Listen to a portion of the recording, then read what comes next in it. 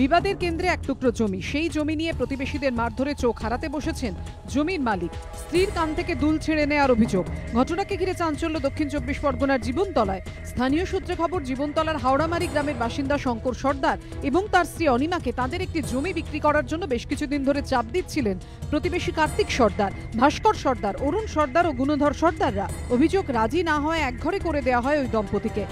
আমাদের সরকারি রাস্তায় চলতে দেয় না, সরকারি কলের জল খেতে দেয় না। আমরা লোকের বাড়ির মধ্যে থেকে যাতায়াত করি, সবার কাছে যাইনি যে কেউ আমাদের কোনো সুবিচার করে না।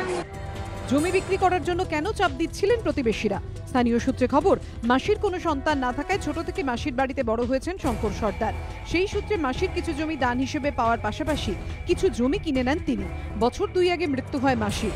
শঙ্করের অভিযোগ, তারপর থেকে ওই সব জমি বিক্রি করে গ্রামে ছেড়ে চলে যাওয়ার জন্য আসতে থাকে চাপ।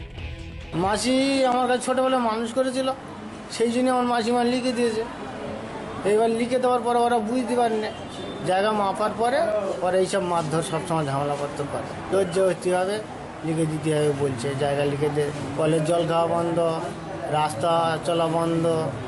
কিন্তু রাজি হননি শঙ্কর। প্রতিবেশীদের সঙ্গে শুরু হয় বিবাদ। রবিবার সকালে সেই বিবাদ চরমে ওঠে। অভিযোগ, শঙ্কর ও তার স্ত্রীর ওপর চড়াও হন প্রতিবেশীরা। খুঁটিতে বেঁধে শঙ্করকে মারধর করা হয়, রাস্তায় ফেলে মারা হয় অনিমাকে, এমনকি মহিলার কানের দুল ছেড়ে নেওয়া হয় বলে অভিযোগ।